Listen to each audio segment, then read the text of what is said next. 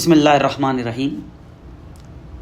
ہم publication ethics کے اگلے ٹاپک کی طرف چلیں گے، جس کا یونٹ کا نام کھلی رسائی والی اشاعت ہے، اور اسی کو اگر ہم انگلش میں دیکھیں تو اس کا نام اوپن ایکسیس پبلشنگ ہوتا ہے.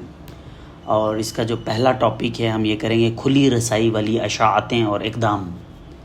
اسی کو اگر انگلش میں کریں تو open access publication and initiatives. Open access اشاعتیں اور اقدامات تحقیق اور تعلیمی مواد کو مفت رسائی فراہم کرنے کے لیے شروع کیے گئے ہیں. ان کا مقصد یہ ہے کہ علمی اور تحقیقی مواد کو ہر کسی کے لیے بغیر کسی فیس کے دستیاب کیا جائے، تاکہ علم کی ترسیل کو وسیع کیا جا سکے اور دنیا بھر میں علم کا پھیلاؤ ممکن ہو. اوپن ایکسیس اشاعتیں وہ جرائد اور کتابیں ہوتی ہیں جو انٹرنیٹ پر مفت دستیاب ہوتی ہیں. یہ اشاعتیں کسی بھی فرد کو تحقیق پڑھنے اور استعمال کرنے کی اجازت دیتی ہیں، چاہے وہ تعلیمی اداروں سے وابستہ ہوں یا نہیں. ان اشاعتوں کا مقصد تحقیق کو عوام تک پہنچانا ہوتا ہے، تاکہ تعلیمی اداروں کے علاوہ بھی لوگ اس سے مستفید ہو سکیں. اہم اقدامات اس میں کیا کیا لیے گئے ہیں؟ پہلا تو اوپن ایکسیس جرائد. بہت سے تحقیقی جرائد اوپن ایکسیس کے تحت اپنے مضامین کو اشاعہ کرتے ہیں. ان میں PLOS public library of science اور بایو میڈ سینٹرل جیسے اہم نام شامل ہیں. دوسرا open archive. Open access archive جیسے ARXIV اور پب میڈ سینٹرل تحقیقیاتی مقالوں کو عام رسائی کے لیے محفوظ کرتے ہیں. ان سائٹ پر محققین اپنے مقالے مفت فراہم کرتے ہیں. تیسرا کریٹو کامنز لائسنس. اس لائسنس کے تحت مصنفین اپنی تخلیقیات کو اوپن ایکسیس کے تحت جاری کرتے ہیں. اس لائسنس سے دیگر افراد کو تحقیق کو دوبارہ استعمال کرنے اور بانٹنے کی اجازت ملتی ہے، بشرطے کہ مصنف کو تسلیم کیا جائے. چوتھا اس میں اسپارک ہے، SPARC scholarly publishing and academic resources coalition. یہ ایک عالمی ادارہ ہے جو اوپن ایکسیس کو فروغ دینے کے لیے کام کرتا ہے اور تحقیقی مواد کی آزادانہ دستیابی کو یقینی بنانے کے لیے مختلف پالیسیز اور اقدامات کی حمایت کرتا ہے. اوپن ایکسیس کے ان اقدامات کے بدولت عالمی سطح پر عالمی مواد کی دستیابی میں اضافہ ہوا ہے، جو کہ تحقیق کی ترقی کے لیے نہایت اہم ہے.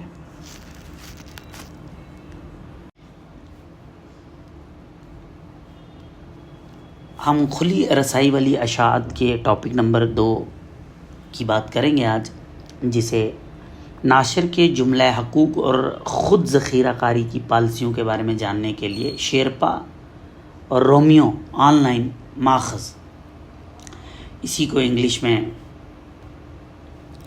Sherpa Romeo online resource to check publisher copyright and self archiving policies ہے.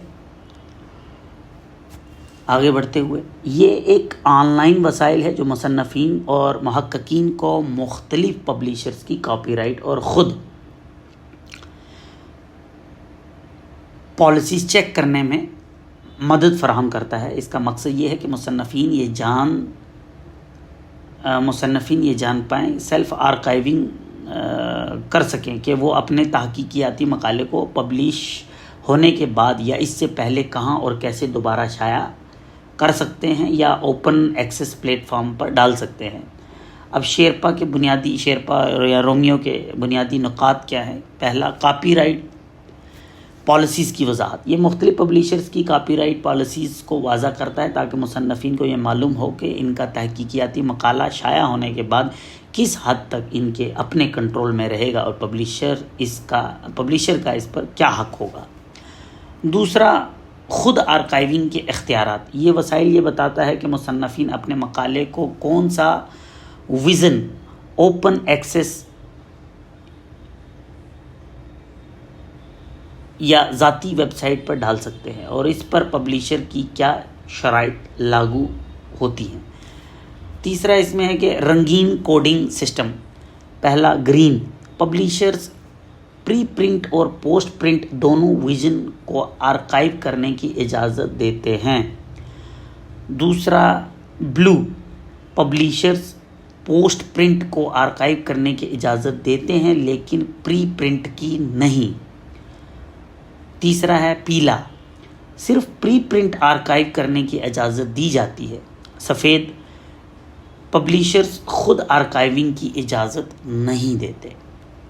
شیرپا اور رومیو کا استعمال کر کے مصنفین بآسانی یہ جان سکتے ہیں کہ ان کا تحقیقیاتی کام کن حدود میں شائع کیا جا سکتا ہے اور وہ اسے اوپن ایکسیس یا دیگر پلیٹ فارمز پر کب اور کیسے شائع کر سکتے ہیں.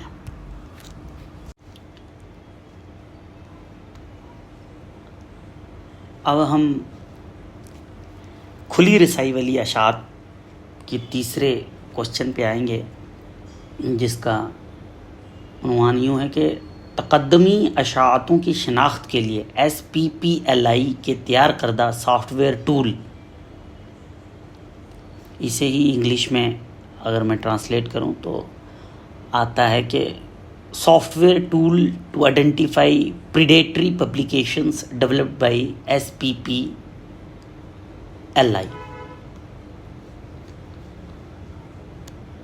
اسی کے بارے میں پڑھیں گے. Savitribai Phule Pune university SPPU، Savitribai Phule Pune university نے ایک سافٹ ویئر ٹول تیار کیا ہے جسے SPPLI، Savitri by Phule Pune university نے یہ ٹول نکالا ہے SPPLI، جسے soft where for predatory publications list identification کہا جاتا ہے. یہ ٹول محققین اور تعلیمی اداروں کو مشکوک یا دھوکہ دہی پر مبنی تحقیقی جرائد کی شناخت کرنے میں مدد فراہم کرتا ہے. SPPLI کے اہم نکات کیا ہیں؟ پریڈیٹری جرائد کی شناخت. یہ سافٹ ویئر تحقیقیاتی مضامین کو شائع کرنے کے لیے دھوکہ دہی پر مبنی پبلیشرز کی شناخت کرتا ہے جو تحقیقیاتی معیارات پر پورا نہیں اترتے یا محض مالی فائدے کے لیے کمزور معیار والے مواد کو شائع کرتے ہیں. دوسرا اہم نکات اس کا یہ ہے کہ محفوظ تحقیقی اشاعت. یہ ٹول محققین کو ایسے جرائد سے بچنے میں مدد دیتا ہے جو ان کی تحقیق کو نقصان پہنچا سکتے ہیں یا غیر معتبر پلیٹ فارمز پر شائع کرنے کا سبب بن سکتے ہیں. تیسرا اہم نکات اس کا یہ ہے کہ تصدیق شدہ جرائد کی فہرست. SPPLI سافٹ ویئر معتبر اور معیاری جرائد کی فہرست بھی فراہم کرتا ہے جس کی مدد سے محققین اپنی تحقیق کے لیے صحیح پلیٹ فارمز کا انتخاب کر سکیں. چوتھا اہم نکات اس کا یہ ہے کہ تعلیمی اور تحقیقی اداروں کے لیے مفید. یہ ٹول خاص طور پر تعلیمی اداروں، تحقیقی ماہرین اور لائبریریوں کے لیے بنایا گیا ہے تاکہ وہ دھوکہ دہی والے تحقیقی جرائد کی شناخت کر سکیں اور اس سے بچ سکیں. SPPLI کا استعمال تحقیقی معیار کو بلند کرنے اور پریڈیٹری تقادمی پبلیشر سے بچنے کے لیے نہایت اہم ثابت ہو سکتا ہے، خاص طور پر جب تحقیق کا معیار اور ساخت برقرار رکھنا مقصد ہو.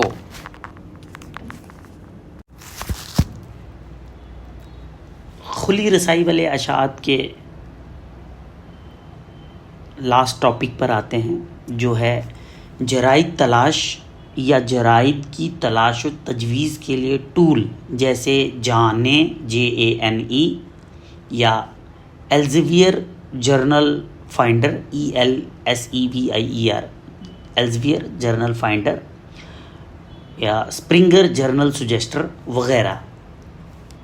اسی کے اگر انگلش میں دیکھیں تو کہتے ہیں کہ journal finder, journal suggestion tool like Jane, Elsevier journal finder, Springer journal suggester etcetera. اس کے بارے میں بتاتے ہیں کہ محققین کے لیے ایسے کئی ٹولز دستیاب ہیں جو انہیں ان کی تحقیقی مقالے کے لیے موضوع جرائد تلاش کرنے میں مدد فراہم کرتے ہیں.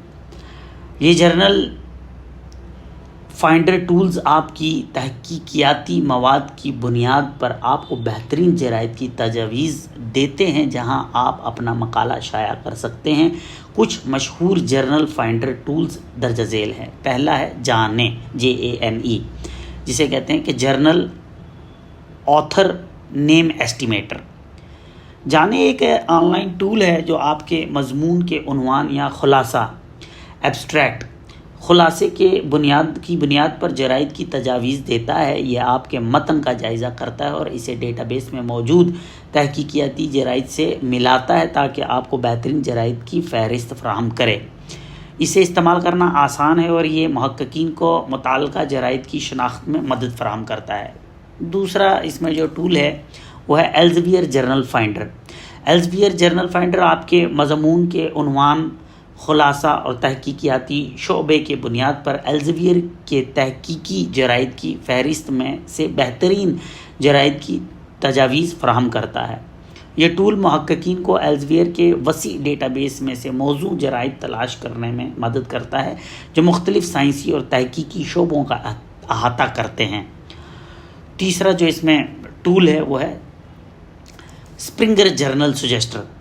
اسپرنگر جرنل سجیسٹر آپ کے مقالے کے مواد اور تحقیقیاتی شعبے کے لحاظ سے اسپرنگر کے جرائد کی تجاویز دیتا ہے۔ یہ آپ کے خلاصے کو استعمال کرتے ہوئے مختلف جرائد کو تلاش کرتا ہے اور ان جرائد کے بارے میں تفصیلات بھی فراہم کرتا ہے، جیسے کہ قبولیت کا وقت، اثرات کی درجہ بندی، امپیکٹ فیکٹر وغیرہ، اور بہت سارے اور بھی ٹول ہیں۔ اگر میں سلیبس سے باہر اگر بات کروں تو ایک ٹول یہ بھی ہے ویلے جرنل فائنڈر، VILEY، ویلے جرنل فائنڈر۔ یہ بھی ایک مفید ٹول ہے جو آپ کی تحقیقی مقالے کی بنیاد پر ویلے کی تحقیقی جرائد کی تجاویز فراہم کرتا ہے۔ یہ آپ کے مضمون کا تجزیہ کر کے آپ کو موضوع جرائد کی ایک فہرست دیتا ہے جہاں آپ اپنا مقالہ شائع کر سکتے ہیں۔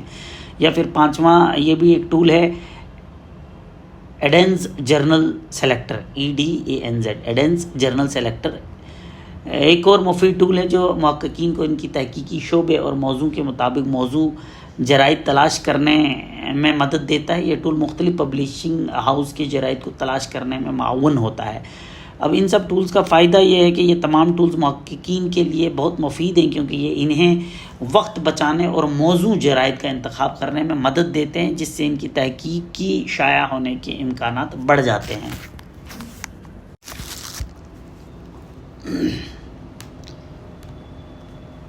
اب ہم اگلا یونٹ شروع کریں گے ریسرچ ایتھکس اینڈ پبلیکیشن کا، جس کا نام ہے اشاعتی بد اخلاقیاں یا بدعنوانیاں، جسے انگلش میں پبلیکیشن مس کنڈکٹس کہتے ہیں۔ اور اس میں پہلا ٹاپک ہے گروپ مباحثہ، یعنی کہ گروپ ڈسکشنز۔ گروپ ڈسکشنز کے بارے میں جانیں گے۔ گروپ ڈسکشن ایک ایسا پلیٹ فارم ہے جہاں مختلف افراد ایک موضوع پر اپنی آراء اور خیالات کا تبادلہ کرتے ہیں تاکہ مسئلے کے مختلف پہلوؤں کو سمجھا جا سکے اور مشترکہ نتائج اخذ کیے جا سکیں۔ گروپ ڈسکشن تعلیمی، پیشہ ورانہ یا سماجی موضوعات پر ہو سکتا ہے جس میں تمام شرکاء اپنے نقطۂ نظر اور دلائل پیش کرتے ہیں۔ گروپ ڈسکشن کے اہم پہلو کیا ہیں؟ پہلا، موضوع کا انتخاب۔ گروپ ڈسکشن کا موضوع کسی خاص مسئلے، نظریے یا سوال کے گرد گھومتا ہے۔ موضوع کا انتخاب ایسا ہونا چاہیے جس پر سبھی شرکاء کے پاس کچھ نہ کچھ علم یا رائے ہو۔ دوسرا، مکالمے کی شروعات۔ ڈسکشن شروع کرنے والا فرد، ماڈریٹر، موضوع کو مختصر طور پر بیان کرتا ہے اور ڈسکشن کو ایک ترتیب میں آگے بڑھاتا ہے۔ اس دوران وہ تمام شرکاء کو موقع دیتا ہے کہ وہ اپنی رائے دیں۔ تیسرا اس میں آتا ہے آراء کا اظہار۔ ہر شریک کو موقع ملتا ہے کہ وہ اپنے رائے پیش کرے جس میں وہ اپنے علم، تجربات اور خیالات کی بنیاد پر دلائل دیتا ہے۔ شرکاء ایک دوسرے کی بات کو سنتے ہیں اور سوالات کے ذریعے اپنی سمجھ کو مزید بہتر بناتے ہیں۔ چوتھا اس میں ہے کہ دلائل کا تبادلہ۔ گروپ میں مختلف خیالات پیش کیے جاتے ہیں جن پر بحث ہوتی ہے۔ ایک اچھا گروپ ڈسکشن مختلف نقاط ہائے نظر کو شامل کرتا ہے اور ان کا تجزیہ کرتا ہے۔ پانچواں، نتائج یا حل کا اخذ۔ ڈسکشن کے آخر میں گروپ مل کر اس موضوع پر کوئی حتمی نتیجہ اخذ کرتا ہے یا اس پر مشترکہ رائے قائم کرتا ہے۔ اگر مسئلہ زیر بحث ہو تو ممکنہ حل تلاش کرنے کی کوشش کی جاتی ہے۔ اب گروپ ڈسکشن میں مؤثر شرکت کے نکات کیا ہیں؟ پہلا، معلومات کا ہونا۔ گروپ ڈسکشن میں حصہ لینے کے لیے پہلے موضوع پر اچھی معلومات ہونا ضروری ہے تاکہ آپ مؤثر طریقے سے اپنی رائے پیش کر سکیں۔ دوسرا اس میں امپورٹنٹ ہے کہ دوسروں کو سننا۔ گفتگو میں کامیاب ہونے کے لیے ضروری ہے کہ آپ دوسرے شرکاء کی بات کو غور سے سنیں اور ان کے نقاط نظر کو سمجھیں۔ تیسرا اس میں ہے کہ احترام اور شائستگی۔ گروپ ڈسکشن میں شائستگی اور احترام کا دامن نہیں چھوڑنا چاہیے۔ دوسرے شرکاء کی رائے کو سنجیدگی سے لینا اور کسی کی بات کو کاٹنے سے گریز کرنا چاہیے۔ چوتھا، مؤثر بات چیت۔ بات چیت کے دوران اپنے دلائل کو واضح اور منظم انداز سے پیش کرنا ضروری ہے تاکہ دوسرے شرکاء آپ کی بات کو آسانی سے سمجھ سکیں۔ اب گروپ ڈسکشن کا مقصد کیا ہے؟ کہ پہلا مقصد تو یہ ہے اس کا مسئلے کو مختلف زاویوں سے سمجھنا۔ دوسرا، نئے خیالات اور نقطہ نظر کا تبادلہ۔ تیسرا، کسی موضوع پر مشترکہ رائے یا حل تک پہنچنا۔ چوتھا، بحث و مباحثے کی صلاحیتوں کو بہتر بنانا۔ تو ان نٹشل گروپ ڈسکشن کے ذریعے موضوعات کو وسیع تر تناظر میں دیکھنے اور سیکھنے کا موقع ملتا ہے۔ اگلا جو ہمارا ٹاپک ہے کہ شکایات، قانونی چارہ جوئی، ہند و بیرون سے فریب دہی کی مثالیں، یعنی complaints and appeals, examples and fraud from India and abroad. شکایات اور اپیلز، کمپلینٹس اینڈ اپیلز تحقیقی دنیا کا ایک اہم حصہ ہیں جہاں محققین، ادارے یا طلباء کسی فیصلے یا عمل کے خلاف آواز اٹھا سکتے ہیں یا دوبارہ جائزہ لینے کی درخواست کر سکتے ہیں۔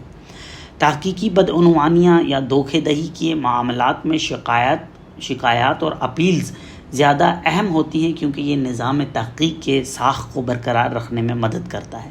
یہاں کچھ مثالیں اور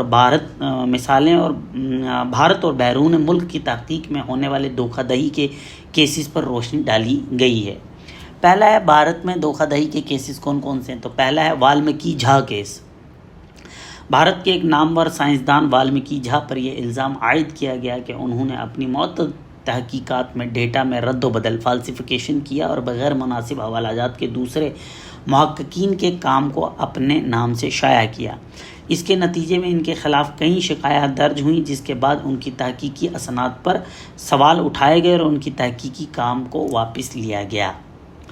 دوسرا کیس اس میں کہ Kerala university research scandal. Kerala میں ایک یونیورسٹی کے پروفیسر پر یہ الزام لگا کہ انہوں نے اپنے طلباء کے مقالوں میں بڑے پیمانے پر سرقہ، پلیجرزم کیا اور تحقیقی فنڈز میں خرد برد کی۔ شکایت کے بعد تحقیقات کا آغاز ہوا اور ان پروفیسر کو معطل کیا گیا اور ان کی تحقیقی کام کو منسوخ کیا گیا۔ اب ہم یہ تھے بھارت کے کیسز، اور میں بیرون ملک دھوکہ دہی کے کیس کی بات کروں تو جنوبی کوریا، Woosuk Hwang case. Doctor Woosuk Hwang ایک معروف جنوبی کورین محقق نے دعویٰ کیا کہ انہوں نے انسانی کلوننگ کے ذریعے اسٹیم سیلز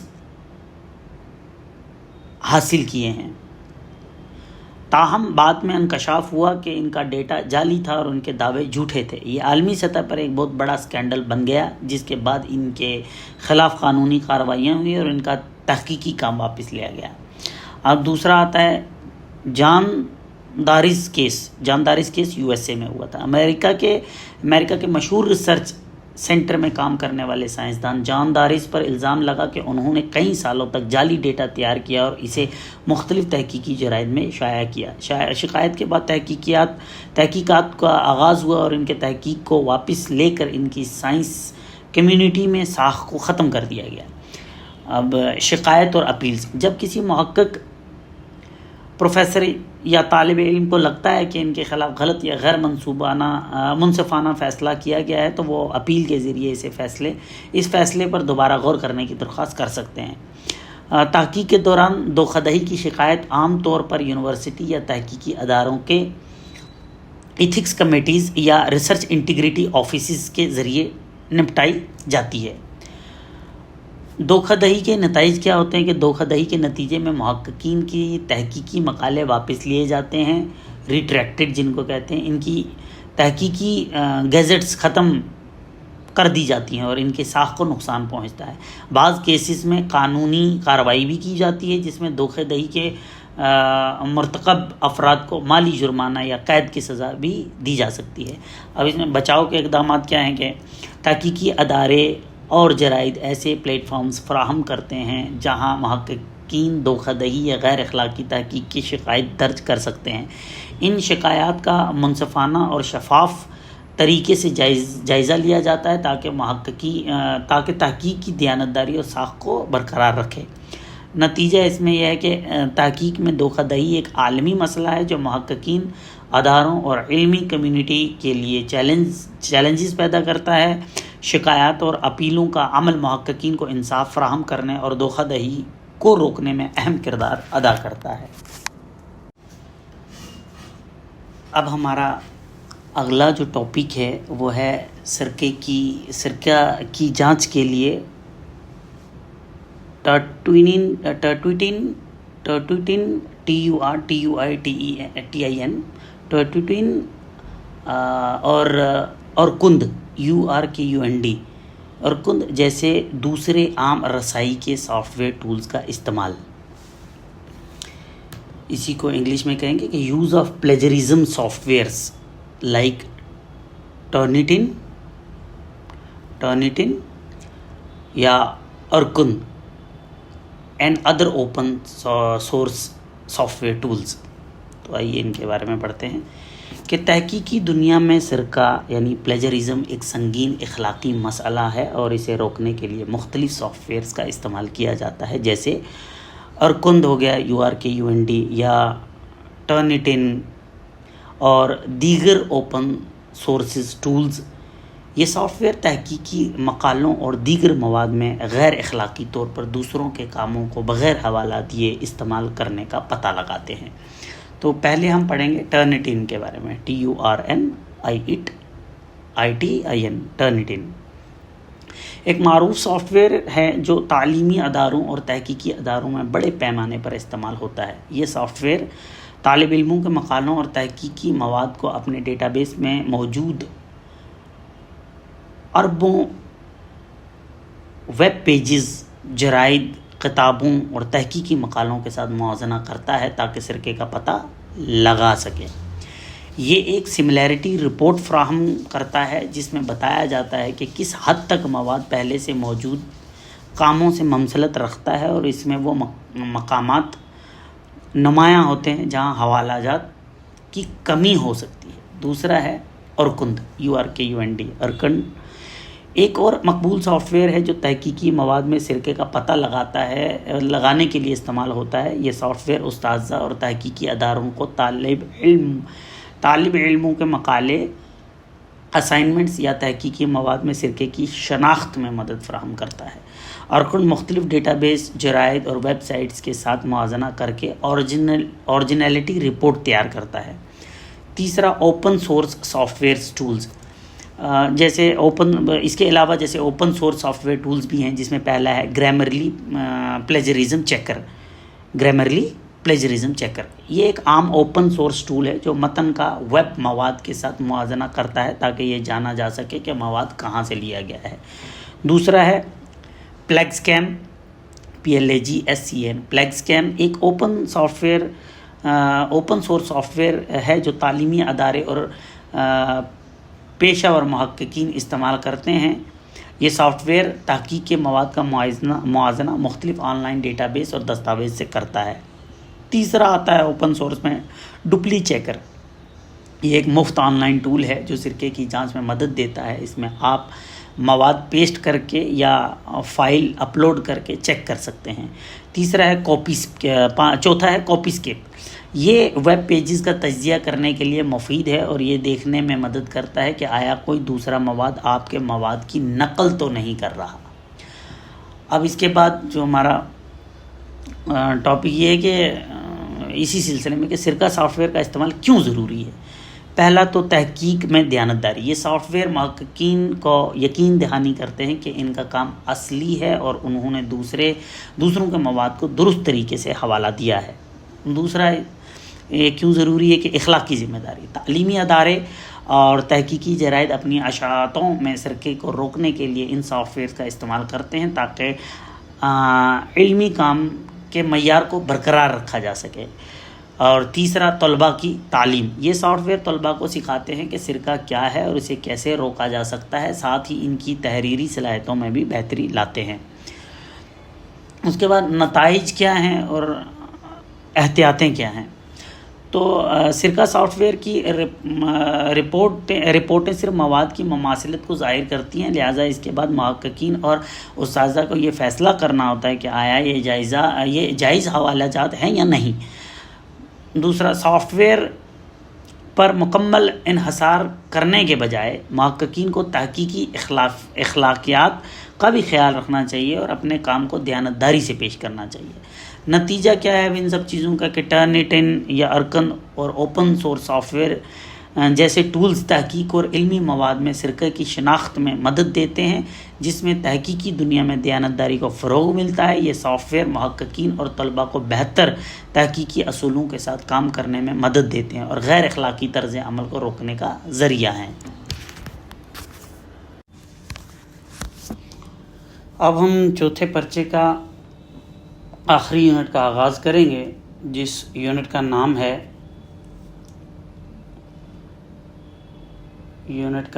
ڈیٹا بیس اور تحقیق کی میٹرکس، یعنی databases and research metrics. تو اس میں جو سب سے پہلا سوال جسے ہم جاننے کی کوشش کریں گے وہ ہے ڈیٹا بیسز. اب ڈیٹا بیسز کیا چیز ہوتی ہے؟ تو ڈیٹا بیسز معلومات کا ایک منظم مجموعہ ہوتا ہے جسے مخصوص طریقوں سے محفوظ، منظم اور تلاش کیا جا سکتا ہے. تحقیقی، تعلیمی اور کاروباری شعبوں میں ڈیٹا بیسز کا استعمال وسیع پیمانے پر ہوتا ہے تاکہ مختلف قسم کی معلومات کو ذخیرہ کیا جا سکے اور ضرورت کے وقت آسانی سے حاصل کیا جا سکے. اور اسی کو ڈیٹا بیس کو دوسری ڈیفینیشن میں کہ ڈیٹا بیسز ایک منظم نظام ہے جہاں بڑی مقدار میں معلومات کو جمع، ذخیرہ اور منظم کیا جاتا ہے تاکہ ان تک آسانی سے رسائی حاصل کی جا سکے اور انہیں مؤثر طریقے سے استعمال کیا جا سکے. تحقیق اور تعلیم کے میدان میں مختلف اقسام کے ڈیٹا بیس استعمال کیے جاتے ہیں، جن میں علمی مضامین، تحقیقی مقالے اور دیگر علمی مواد موجود ہوتے ہیں. اب ہم پڑھیں گے کہ تحقیقی ڈیٹا بیس کی اقسام کون کون سی ہیں. تحقیقی ڈیٹا بیس کی اقسام کون کون سی ہیں؟ Just a minute.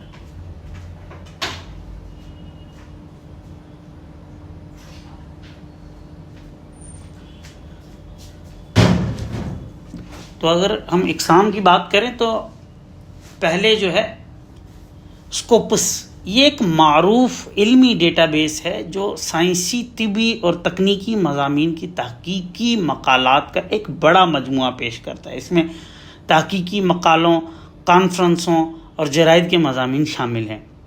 دوسرا آ گیا پب میڈ. پب میڈ طبی اور حیاتیاتی علوم سے متعلق تحقیقی مقالات کا ایک اہم ڈیٹا بیس ہے. اس میں خاص طور پر طبی ریسرچ اور بایو میڈیکل مضامین شامل ہوتے ہیں. نیکسٹ ہے IEEE ایکسپلور. یہ انجینئرنگ، کمپیوٹر سائنس اور ٹیکنالوجی کے تحقیقی مضامین اور کانفرنس پیپرز کا ایک معروف ڈیٹا بیس ہے. پھر آ جاتا ہے گوگل اسکالر، ایک مفت ڈیٹا بیس جو دنیا بھر کی تحقیقی مضامین، مقالوں، کتابوں اور جرائد کو تلاش کرنے کی سہولیت فراہم کرتا ہے. یا پھر دوسرے جو کتاب میں وہ یہ لکھا ہے کہ تحقیقی ڈیٹا بیس کی اقسام کے بارے میں جو بتایا ہوا ہے وہ پہلے بتایا ہے ببلیومیٹرک ڈیٹا بیس. یہ ڈیٹا بیس تحقیقی مقالوں اور کتابوں کے حوالہ جات اور حوالہ دینے کے معلومات فراہم کرتے ہیں. مثالیں scopes, web science.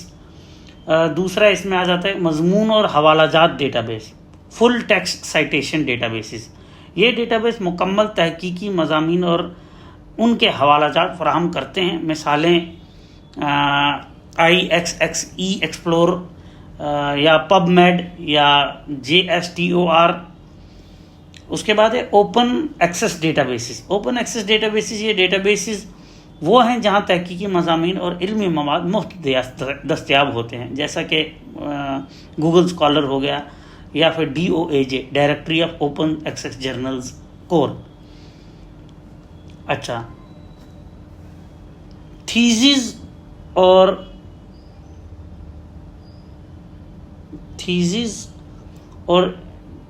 ڈسرٹیشنز data bases یہ بھی ایک قسم ہے. یہ ڈیٹا بیس مختلف جماعت اور اداروں کی تحقیقاتی مقالے اور تھیسز فراہم کرتے ہیں. مثالیں ہیں اس میں جیسے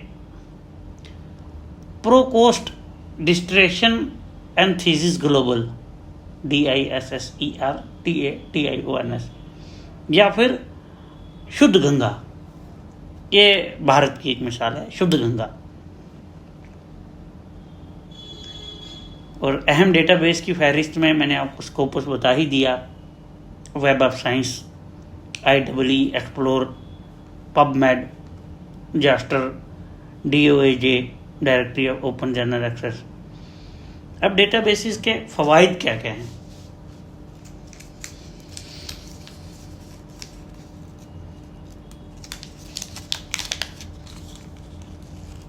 ڈیٹا بیس کے فوائد، پہلا تو یہ ہے کہ معلومات کا منظم ذخیرہ. ڈیٹا بیس معلومات کو منظم طریقے سے محفوظ کرتے ہیں تاکہ ضرورت کے وقت اسے تلاش کرنا آسان ہو.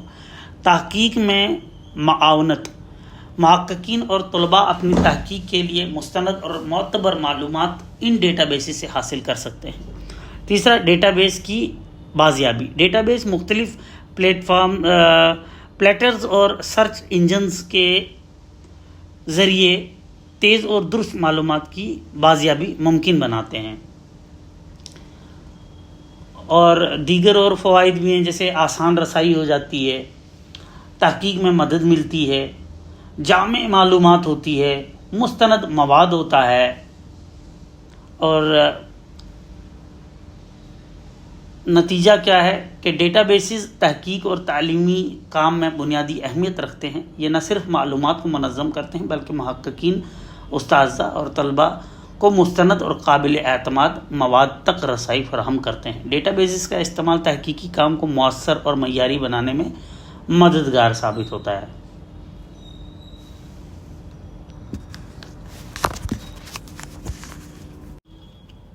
Data bases and research metrics کا دوسرا ٹاپک ہم پڑھیں گے. دوسرا ٹاپک جو ہے اس کا نام ہے indexing database. Indexing databases, اس کے بارے میں شروع کرتے ہیں کہ انڈیکسنگ ڈیٹا بیسز وہ ڈیٹا بیسز ہیں جو تحقیقی مواد، مضامین، جرائد اور دیگر علمی مواد کو منظم طریقے سے ترتیب دیتے ہیں تاکہ ان تک رسائی آسان ہو اور انہیں سرچ انجنز یا تحقیق کے مختلف مراحل میں استعمال کیا جا سکے. انڈیکسنگ ڈیٹا بیسز کسی جریدے یا تحقیقی مقالے کی شناخت اور معتبریت میں بہت اہم کردار ادا کرتے ہیں. پہلا، انڈیکسنگ ڈیٹا بیس کیا ہے، اس کے بارے میں پڑھیں گے. یہ وہ پلیٹ فارمز ہیں جہاں تحقیقی جرائد اور مضامین کو رجسٹر کیا جاتا ہے اور انہیں مخصوصی کیٹیگریز میں تقسیم کیا جاتا ہے. دوسرا، انڈیکسنگ کے ذریعے تحقیقی مواد کو دنیا بھر کے محققین تک پہنچایا جاتا ہے اور اس کی مقبولیت اور رسائی بڑھائی جاتی ہے. اب ہم بات کریں گے کہ اہم انڈیکسنگ ڈیٹا بیسز کون کون سے ہیں. تو پہلا اسکوپس، میں پچھلی ریکارڈنگ میں بھی عرض کر چکا ہوں کہ یہ دنیا کا ایک بڑا انڈیکسنگ ڈیٹا بیس ہے جو مختلف علمی مضامین، تحقیقی مقالوں اور جرائد کو انڈیکس کرتا ہے. دوسرا آتا ہے اسکوپس. اسکوپس میں انڈیکس ہونے کا مطلب ہے کہ جرائد کے معیار بلند ہے اور اسے عالمی سطح پر پہچانا جاتا ہے۔ Web of science. Web of science ایک اور معتبر انڈیکسنگ ڈیٹا بیس ہے جو اعلیٰ معیار کی تحقیقی جرائد اور مضامین کو انڈیکس کرتا ہے۔ اس ڈیٹا بیس میں شامل ہونا تحقیق کی عالمی قبولیت اور معیار کی ضمانت ہے۔ اس کے بعد پب میڈ۔ یہ indexing data base bio medical اور زندگی کے علوم سے متعلق تحقیقی مضامین کو انڈیکس کرتا ہے۔ میڈیکل سائنس اور صحت کے مضامین کے لیے پب میڈ ایک اہم اور معتبر ذریعہ ہے۔ Google Scholar. یہ ایک open access indexing platform ہے جہاں مختلف مضامین، تحقیقی مقالے، تھیسز اور دیگر تعلیمی مواد کو انڈیکس کیا جاتا ہے۔ گوگل اسکالر ایک بڑی تعداد میں تحقیقی مواد تک رسائی فراہم کرتا ہے، مگر یہاں مواد کا معیار مختلف ہو سکتا ہے۔ اس کے بعد Eric ERIC education resources information centre. یہ تعلیم اور تعلیمی تحقیق سے متعلق مضامین اور تحقیقی کاموں کو انڈیکس کرتا ہے۔ ایرک تعلیمی ماہرین اور اساتذہ کے لیے ایک اہم انڈیکسنگ ڈیٹا بیس ہے۔ اگلا ہے DOAJ directory of open access journals. یہ اوپن ایکسیس جرائد کو انڈیکس کرنے کے لیے معروف ڈیٹا بیس ہے۔ DOAJ میں شامل جرائد کو بغیر کسی قیمت کے پڑھا جا سکتا ہے۔ اس پلیٹ فارم پر جرائد کی معتبریت کو یقینی بنایا جاتا ہے تاکہ اوپن ایکسیس کے تحت بھی معیاری تحقیق فراہم کی جا سکے۔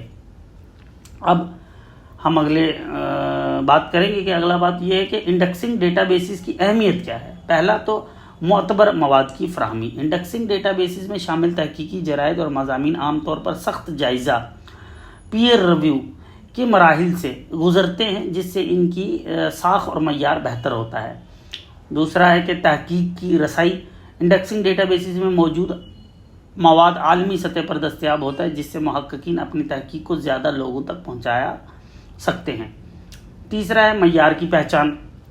اگر کوئی جریدہ کسی معتبر انڈیکسنگ ڈیٹا بیس میں شامل ہو تو اس کی معتبریت بہت بڑھ جاتی ہے، جس سے تحقیقی مقالے کے عالمی سطح پر قدر میں اضافہ ہوتا ہے۔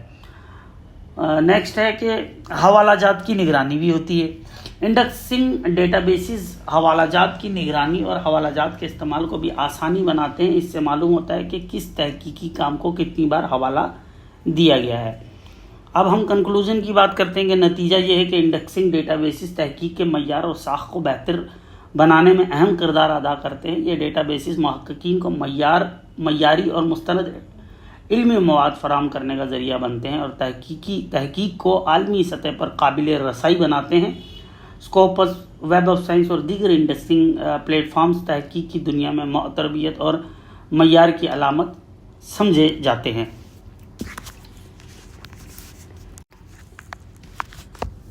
اگلا ہم پڑھیں گے جو تیسرا ٹاپک ہے ڈیٹا بیس اور تحقیق کی میٹرکس کا، سائٹیشن ڈیٹا بیسز یا ماحوالہ ڈیٹا بیسز، جسے انگلش میں سائٹیشن ڈیٹا بیسز جیسے web of science, Scopus etcetera. حوالہ جات databases, citation databases تحقیقیاتی مواد کو منظم کرنے اور تحقیقی کاموں کے درمیان روابط کو سمجھنے میں مدد دیتے ہیں۔ یہ ڈیٹا بیسز تحقیقی مقالوں کے حوالہ جات کو ٹریک کرتے ہیں اور اس سے معلوم ہوتا ہے کہ کون سی تحقیق کو کتنی بار اور کہاں حوالہ دیا گیا ہے۔ معروف حوالہ جات ڈیٹا بیسز جیسے ویب آف سائنس اور اسکوپس عالمی تحقیقیاتی کمیونٹی میں نمایاں مقام رکھتے ہیں۔ پہلا، web of science. Web of science ایک معروف حوالہ جات ڈیٹا بیس ہے جو تحقیقی مضامین کے حوالہ جات کا جامع تجزیہ فراہم کرتا ہے۔ یہ ڈیٹا بیس میں مختلف عالمی مضامین، تحقیقی جرائد، کانفرنس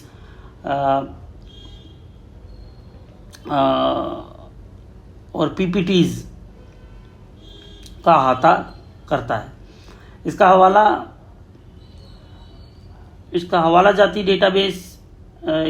جاتی ڈیٹا تحقیق کے اثرات کو جانچنے میں مدد دیتا ہے، کیونکہ یہ محققین کو بتاتا ہے کہ کس حد تک ان کے کام کا حوالہ دیا جا رہا ہے۔ ویب آف سائنس کے ذریعے محققین تحقیقی رجحانات اور اہم تحقیقی شعبوں کو پہچان سکتے ہیں۔ दूसरा है स्कोपस। स्कोपस दुनिया का सबसे बड़ा हवाला जात और खुलासा जात डेटा बेस है जो साइंसी, तकनीकी और medical STM, science, technology and medical मज़ामीन के साथ साथ समाजी उलूम और फ़नून लतीफ़ा पर तहकीक को भी शामिल करता है। स्कोपस तहकीकी मकालों, किताबों और कॉन्फ्रेंसों, प्रोसीडिंग्स के हवाला जात फराहम करता है जिसमें महक्कीकीन तहकीक के असरात और मय्यार को जान सकते हैं। इसमें 70 मिलियन से ज़्यादा हवाला जाती अंदराजात शामिल हैं और दुनिया भर के तहकीकी अदारों में इसका इस्तेमाल किया जाता है। तीसरा scholar, Google scholar. Google scholar एक मुफ्त हवाला जात डेटाबेस है जो मुख्तलिफ तहकीकी मवाद, जराइद, थीसिस, किताबों और मज़ामीन को इंडेक्स करता है। अगरचे गूगल स्कॉलर इतना जामे नहीं जितना वेब साइंस और स्कोपस, लेकिन ये एक वसी रेंज के मवाद तक मुफ्त रसाई फराहम करता है। ये महक्कीकीन को इनके काम का हवाला देने वाले मज़ामीन की फहरिस्त भी देता है और मवाद के बैनुल अक़वामी हवाला जात तक रसाई फराहम करता है। पबमेड ख़ासी तौर पर बायोमेडिकल और ज़िंदगी के अलूम से मुतल्लक़ तहकीकी मकालों का हवाला जाती डेटाबेस है। ये सेहत और मेडिकल साइंस में महक्कीकीन के लिए अहम हवाला जात फराहम करता है और बायोमेडिकल लिटरेचर का एक अहम ज़रिया है। पाँचवां आ जाता है इम्पैक्ट फैक्टर और H इंडेक्स। H इंडेक्स एक ऐसा पैमाना है जो महक्कीकीन के तहकीकी काम की मौतरबियत और असरात का अंदाज़ा लगाता है। इसका इन्हसार महक्कीक के काम को मिलने वाले हवाला जात की तादाद पर होता है। इम्पैक्ट फैक्टर किसी जरीदे की अहमियत और इसके हवाला जात की औसत तादाद को ज़ाहिर करता है जो महक्कीकीन के लिए तहकीकी जराइद के इंतखाब में माउन साबित होता है। छठा जो है हवाला जात डेटाबेस की अहमियत क्या है। तहकीकी मय्यार की पहचान। हवाला जात के ज़रिए महक्कीकीन के काम का असर मालूम होता है कि इनके काम को कितने और कहाँ हवाला दिया जा रहा है। दूसरा है तहकीकी रोजानात का तज्जिया। ये डेटाबेसेस महक्कीकीन को मौजूदा तहकीकाती रोजानात और उभरते हुए मौज़ूआत को समझने में मदद देते हैं। तीसरा तहकीक की आलमी रसाई। हवाला जात डेटाबेस के ज़रिए तहकीकी मवाद आलमी सतह पर रसाई हासिल करता है और दीगर महक्कीकीन को इससे मुस्तफ़ीद होने का मौका मिलता है। नतीजा इसमें यह है कि हवाला जात डेटाबेसेस जैसे स्कोपस, वेब ऑफ साइंस और गूगल स्कॉलर तहकीक के असरात को नापने और महक्कीकीन के दरमियान रवाबत बनाने के लिए इंतहाई अहम है। ये प्लेटफॉर्म तहकीक के मय्यार और असर को समझने का बेहतरीन ज़रिया है और तहकीकी काम को आलमी सतह पर पहचान दिलाने में मददगार साबित होते हैं।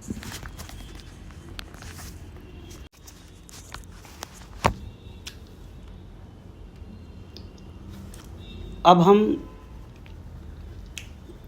डेटाबेस और तहकीकी मैट्रिक्स का अगला जो टॉपिक है हमारा वो है site score, IIP, SGR, SNP, journal citation report. यही है journal citation report, SNP, SGR, IIP, site score के मुताबिक जनरल का इम्पैक्ट फैक्टर। इसी को अगर इंग्लिश में कहें कि impact factor of journals as per journal citation report, SNIP, SGR, IIP, site score. इसके बारे में मालूमात हासिल करते हैं कि रिसर्च मैट्रिक्स वो पैमाने हैं जो किसी तहकीकी जरीदे या मकाले के मय्यार और असरात को जांचने में मदद देते हैं। ये मैट्रिक्स मुख्तलिफ हवालाजात डेटाबेसेस के ज़रिए फ़राहम किए जाते हैं और तहकीकी काम की मकबूलियत और मुतरबियत का अंदाज़ा लगाने के लिए इस्तेमाल होते हैं। दर्जा झेल अहम मैट्रिक्स हैं जैसे impact factor, SNIP, SGR, IIP, site score, जो जरीदों के दर्जाबंदी और महक्कीन को तहकीकी मवाद के इंतखाब में मदद देते हैं। तो सबसे पहले हम पढ़ेंगे impact factor, IF। Impact factor किसी जरीदे के तहकीकी मकालों के हवालाजात की औसत तादाद को ज़ाहिर करता है। दूसरा जर्नल साइटेशन रिपोर्ट्स, JCR। یہ جرنل سائٹیشن رپورٹ کے ذریعے فراہم کیا جاتا ہے اور اس کا حساب پچھلے 2 سالوں کے دوران شائع ہونے والے تحقیقی مضامین کو ملنے والے حوالہ جات کی بنیاد پر کیا جاتا ہے۔ مثال، اگر کسی جریدے میں 2022 میں شائع ہونے والے مقالوں کو 2023 میں 50 حوالہ جات ملے اور جریدے نے 2022 میں 25 مقالے شائع کیے تو اس کا امپیکٹ فیکٹر 2.0 ہوگا۔ اہمیت یہ ہے اس کی امپیکٹ فیکٹر کی کہ یہ میٹرک جریدے کے معیار اور اثرات کو ظاہر کرتا ہے اور محققین کو تحقیقی جرائد کے انتخاب میں مدد فراہم کرتا ہے۔ دوسرا اس میں آ جاتا ہے SNIP، یعنی source normalised impact per paper. SNIP source normalised impact per paper. SNIP اس بات کا حساب کرتا ہے کہ مختلف شعبوں میں حوالہ جات دینے کی شرح کیسے مختلف ہوتی ہے اور اس کی بنیاد پر جریدے کے مقالوں کا اثر ناپا جاتا ہے۔ اس میٹرک کے ذریعے مختلف تحقیقی شعبوں کا موازنہ کیا جا سکتا ہے کیونکہ یہ ہر شعبے میں حوالہ جات کے اصولوں کو مد نظر رکھتا ہے۔ SNIP کی اہمیت یہ ہے کہ SNIP ان جرائد کے لیے اہم ہے جو کسی مخصوص تحقیقی شعبے میں شامل ہوتے ہیں تاکہ ان کا اثر عالمی معیار پر ناپا جا سکے۔ تیسرا اس میں آتا ہے SJR، SCIMAGO جرنل رینک۔ اس کا مطلب یہاں ہے SCIMAGO SCIMAGO journal rank. SJR جریدے کی عالمی اہمیت کو ظاہر کرتا ہے جو اس بات کا حساب کرتا ہے کہ کسی جریدے کے مقالے کو کہاں اور کتنی بار حوالہ دیا گیا ہے۔ SJR میں یہ بات اہم ہوتی ہے کہ حوالہ دینے والا جریدہ کتنا معتبر ہے۔ اگر کوئی جریدہ جس کا SJR سکور زیادہ ہے کسی دوسرے جریدے کو حوالہ دیتا ہے تو اس کا مطلب یہ کہ حوالہ زیادہ اثر والا ہے۔ اہمیت اس کی یہ کہ یہ جریدے کی مقبولیت اور اس کے مقالوں کی عالمی سطح پر علمی اہمیت کو ظاہر کرتا ہے۔ چوتھا آ جاتا ہے IPP، امپیکٹ پر پبلیکیشن۔ IPP جریدے کے ہر مقالے کو ملنے والے حوالہ جات کی اوسط تعداد کا حساب کرتا ہے۔ یہ ایک سادہ میٹرک ہے جو جریدے میں شامل ہونے والے ہر مقالے کے حوالہ جات کی مجموعی اوسط دکھاتا ہے۔ اہمیت کیا ہے اس کی؟ IPP جریدے کے حوالہ جاتی اثر کو جانچنے کا ایک سادہ طریقہ ہے اور اسے جریدے کی تحقیقی مقبولیت کو ظاہر کرنے کے لیے استعمال کیا جاتا ہے۔ پانچواں ہے cite score, CITE SCORE cite score. Cite score ایک اور حوالہ جاتی میٹرک ہے جو جریدے کے شائع شدہ مقالوں کو ملنے والے حوالہ جات کی اوسط کو ظاہر کرتا ہے۔ یہ سکوپس ڈیٹا بیس کے ذریعے فراہم کیا جاتا ہے اور اس کا حساب پچھلے 3 سالوں کے حوالہ جات اور شائع شدہ مقالوں کی تعداد پر مبنی ہوتا ہے۔ اس کی اہمیت یہ ہے کہ سائٹ سکور محققین کو جریدے کے اثرات کو ناپنے کا ایک اضافی ذریعہ فراہم کرتا ہے اور یہ امپیکٹ فیکٹر کے ساتھ ساتھ استعمال کیا جا سکتا ہے۔ نتیجہ کیا ہے ان سب چیزوں کا؟ ریسرچ میٹرکس جیسے cite score, impact factor, SNIP، SJR، IPP تحقیقی جریدوں اور مقالوں کے معیاری اور اثرات کو جانچنے کے لیے اہم پیمانے ہیں۔ یہ میٹرکس محققین کو اس بات میں مدد دیتے ہیں کہ وہ اپنی تحقیق کہاں شائع کریں اور کون سے جرائد عالمی مقبولیت اور معتبریت رکھتے ہیں۔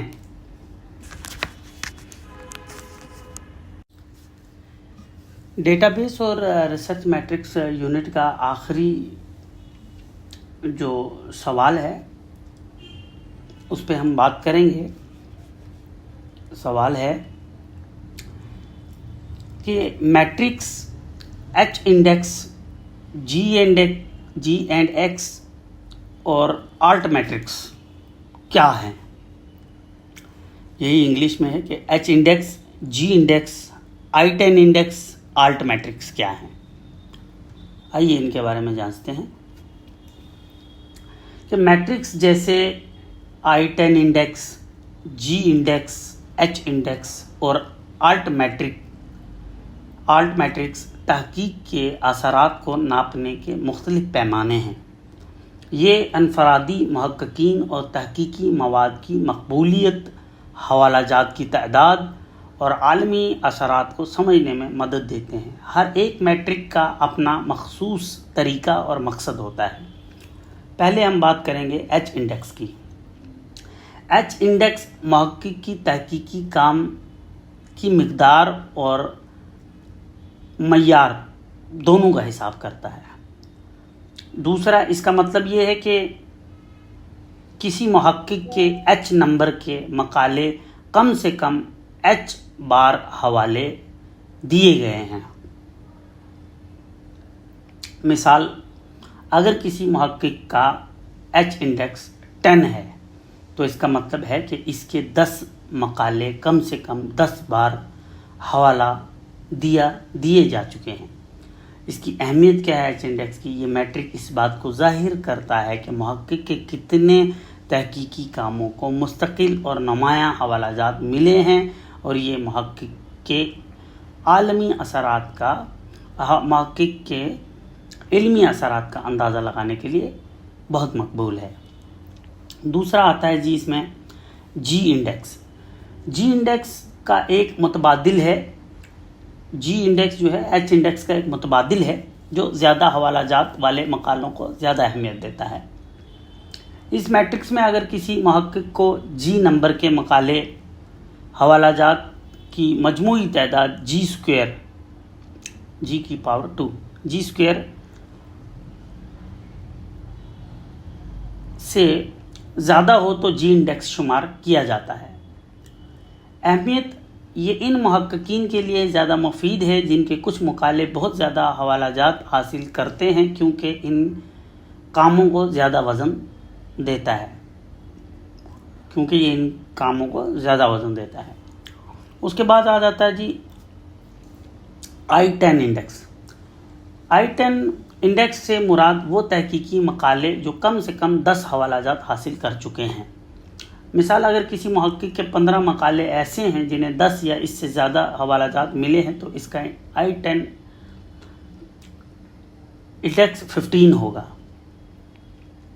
اہمیت یہ میٹرک گوگل اسکالر کے ذریعے پیش کیا جاتا ہے اور محققین کے حوالہ جاتی کاموں کو ناپنے کے ایک سادہ پیمانے کے طور پر استعمال ہوتا ہے۔ چوتھا اس میں آتا ہے آلٹ میٹرکس۔ آلٹ میٹرکس تحقیق کے غیر روایتی اثرات کو ناپتا ہے، جیسے سوشل میڈیا پر ذکر، بلاگرز، خبریں اور دیگر آن لائن سرگرمیاں۔ یہ میٹرک اس بات کی نشاندہی کرتا ہے کہ تحقیقی کام سائنسی دنیا کے باہر کتنی مقبولیت حاصل کر رہا ہے۔